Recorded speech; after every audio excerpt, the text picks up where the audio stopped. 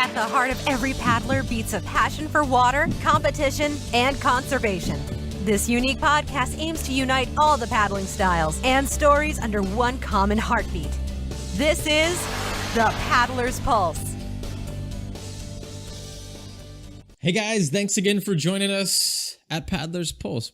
My name is Greggy. I'm super stoked to spend some time with you. I wanted to do a fun little thing here and just talk about something I like to call vitamin C, but not like C, S-E-A is what I mean, like vitamin C.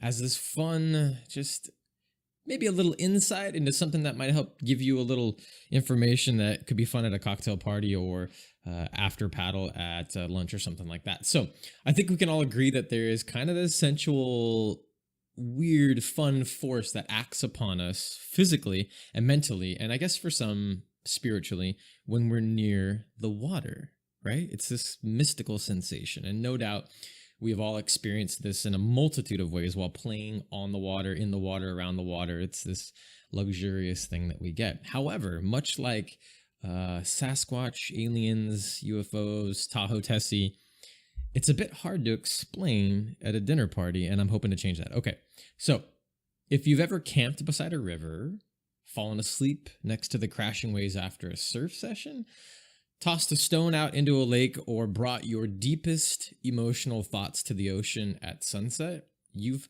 felt it, right? This magical presence that water brings in all of its forms.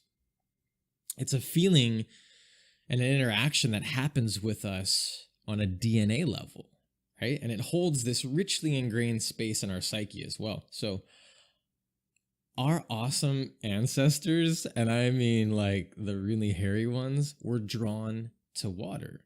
And our prehistoric communities developed and continually thrived around this liquid of life.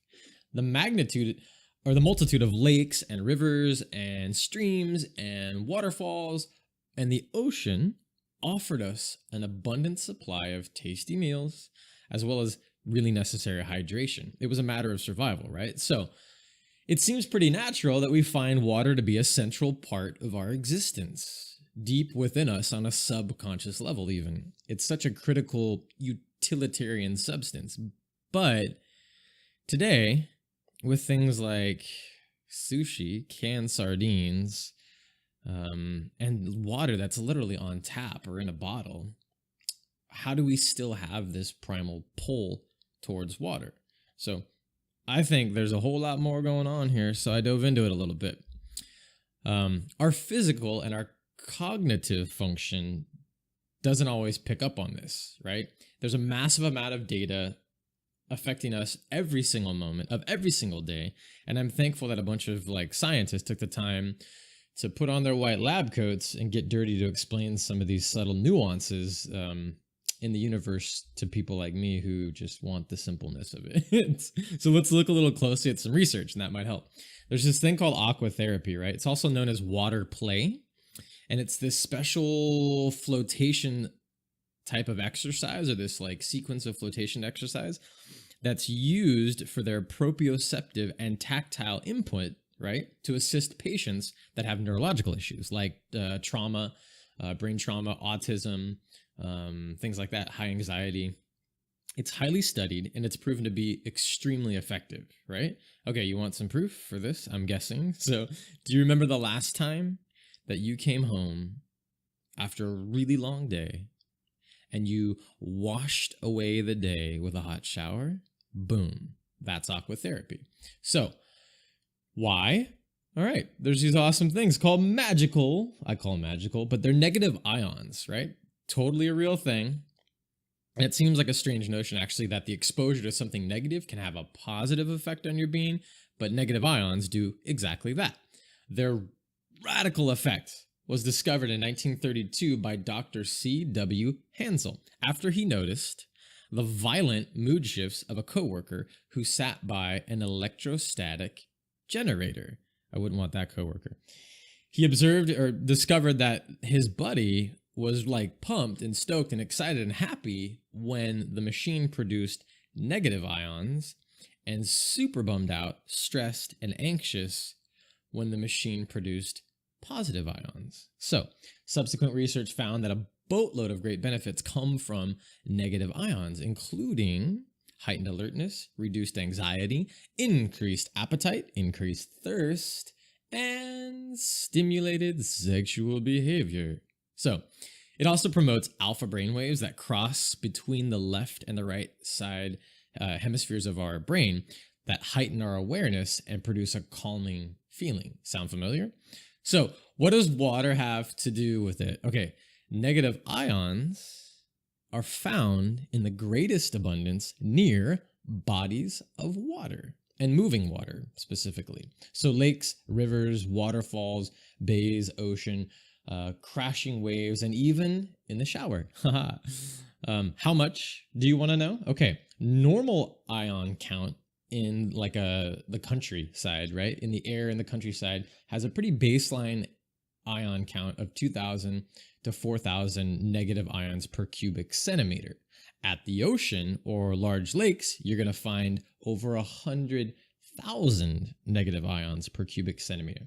And as a reference point, in polluted air, like just drop up into downtown LA, cities like that might have less than 100 negative ions per cubic centimeter.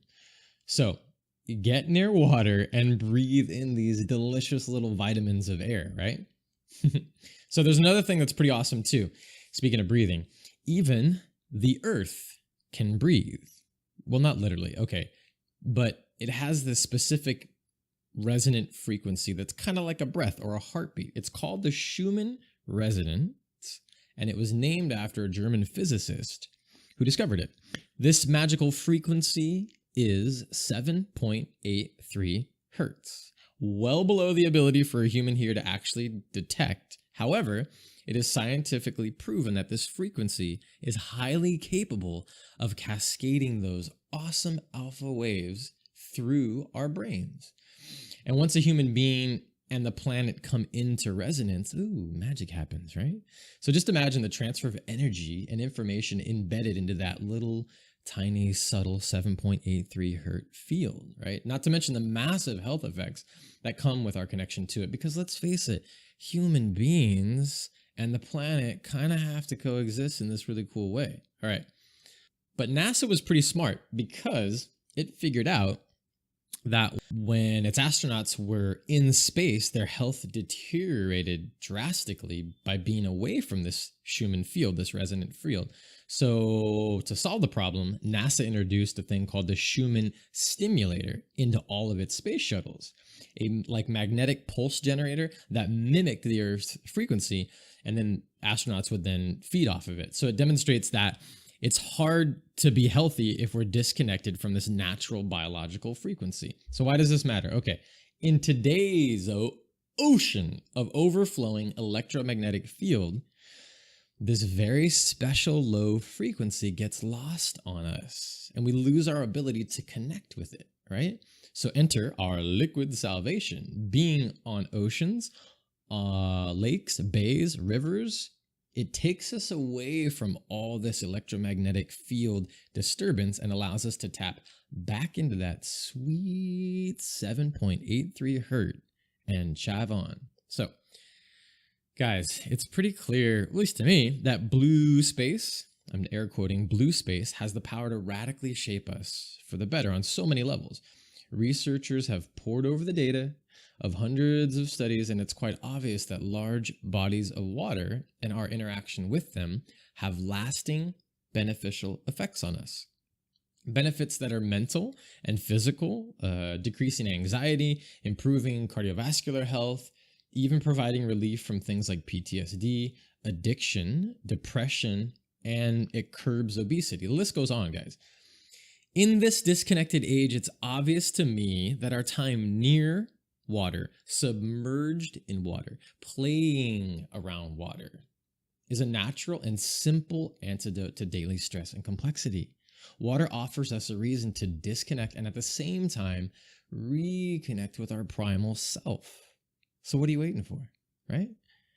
Come on, let's go get some vitamin C, SEA, vitamin C. And I know for some people it might feel kind of woo-woo, but you know what? There's a little solid science behind it. So know that next time you're on the water, this is what you're getting. You're getting this juicy vibe. It's awesome. So hopefully you guys have a little bit of insight, some fun things about the mystical facet of why we paddle, I guess, and why we want to be near water, at least enough to explain to some non-paddlers at a dinner party. And if you happen to see Sasquatch or an alien or UFOs, tell them I said hi. So there you go, guys. Enjoy your time on the water, and I will see you on the water.